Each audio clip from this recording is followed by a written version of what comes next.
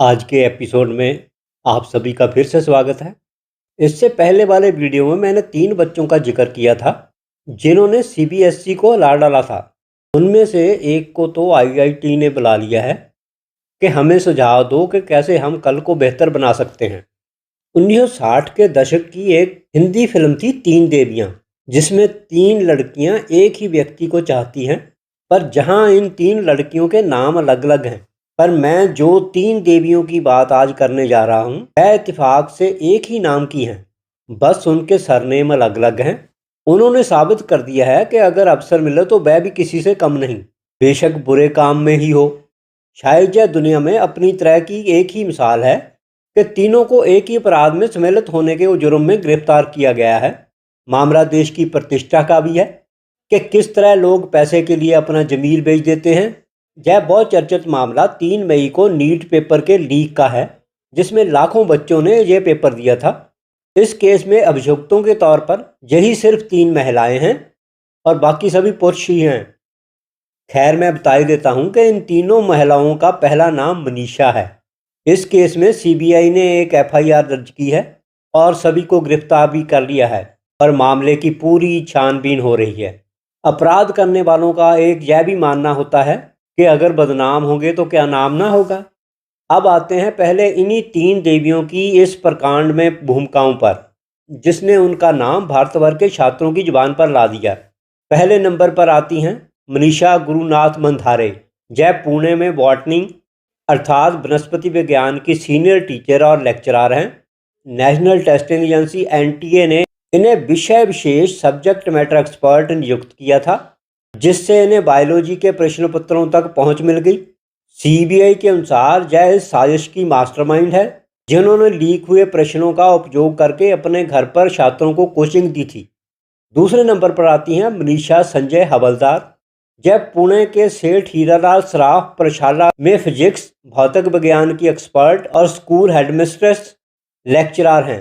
NTA ने इन्हें प्रश्न पत्र का अनुवाद ट्रांसलेशन करने के लिए नियुक्त किया था। इन्होंने अपनी पहुंच का फायदा उठाकर फिजिक्स के सवालों को लीक किया और उन्हें मनीषा मंधारे और एक फिजिक्स ट्यूटर तेजस शाह के साथ साझा किया। तीसरे नंबर पर आती हैं मनीषा वाघमारे। यह पुणे में एक ब्यूटी सैलून की मालकिन हैं और एजुकेशन कंसल्टेंट हैं। सीबीआई के मुताबिक इन्होंने इस रैकेट में एक मिडलमैन बिचौलिए के रूप में काम किया। इनका काम मोटी रकम के बदले लीक हुए पेपर को पढ़ने के लिए छात्रों को इकट्ठा करना और कोचिंग क्लासेस तक पहुंचाने की व्यवस्था करना था। NEET undergraduate paper leak मामले में गिरफ्तार अन्य मुख्य आरोपियों के नाम और उनकी भूमिकाओं की जानकारी इस तरह है। पेपर सेट करने वाले अंदरूनी सूत्र inside sources PP Kulkarni, Maharashtra के एक लेक्चरर जिन्हें नेशनल टेस्टिंग एजेंसी ने प्रश्न पत्र तैयार करने के लिए नियुक्त किया था। सीबीआई के अनुसार ये मनीषा मंधारे और मनीषा हवलदार के साथ इस साजिश के मुख्य सरगना हैं। कुलकर्णी ने अपनी पहुंच का फायदा उठाकर केमिस्ट्री का गुप्त प्रश्न पत्र लीक किया था। संजय हवलदार गिरफ्तार फिजिक्स एक्सपर्ट मनीषा हवलदार के पति।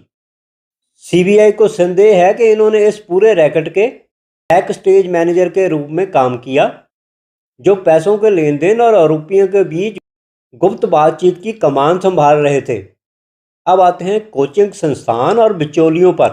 शिवराज मोटेगांवकर महाराष्ट्र के लातूर में स्थित प्रसिद्ध Renukai chemistry classes RCC coaching institute के संस्थापक हैं। सीबीआई ने इनके मोबाइल फोन पर लीक हुआ नीट का प्रश्न पत्र बरामद होने के बाद इन्हें गिरफ्तार किया।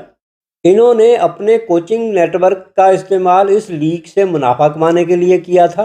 तेजस हर्ष कुमार शाह पुणे की डॉक्टर अभंग प्रभु मेडिकल एकेडमी एपीएमए के चीफ ऑपरेटिंग ऑफिसर और फिजिक्स टीचर, ये सीधे मनीषा हवलदार के संपर्क में थे और चुनिंदा छात्रों को बांटने के लिए उनसे लीक हुए फिजिक्स के सवाल हासिल करते थे। डॉक्टर मनोज शिरूरे लातूर के एक शिशु रोग विशेषज्ञ पेडिट्रिशियन, इन्होंने पीवी कुलकर्णी से लीक हुए केमिस्ट्री के सवाल लिए और उन्हें 3 छात्रों तक पहुंचाया, जिसमें कोचिंग संचालक शिवराज मोटेगांवकर का बेटा भी शामिल था। सीबीआई ने कई राज्यों में फैले एक ऐसे ग्रुप को भी गिरफ्तार किया है जो असली परीक्षा से हूबहू मिलने वाले गेस्ट पेपर को बांटने का काम कर रहा था। शुभम खैरनार, नासिक महाराष्ट्र के निवासी जिन्होंने मुख्य परीक्षा सामग्री जुटाई और बेहद सटीक गेस्ट पेपर तैयार किया।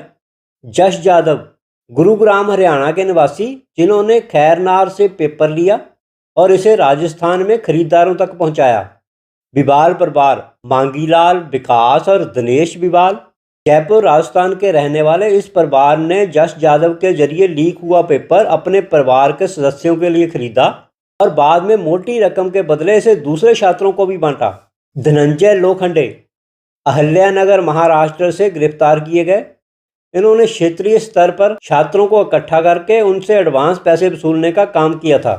जांच कमेटियों के मुताबिक इस केस में महर अपराधियों के तौर पर केवल इन 3 महिलाओं का नाम आने का सबसे बड़ा कारण एनटीए नेशनल टेस्टिंग एजेंसी की पेपर सेटिंग कमेटी का आंतरिक एक्सेस था।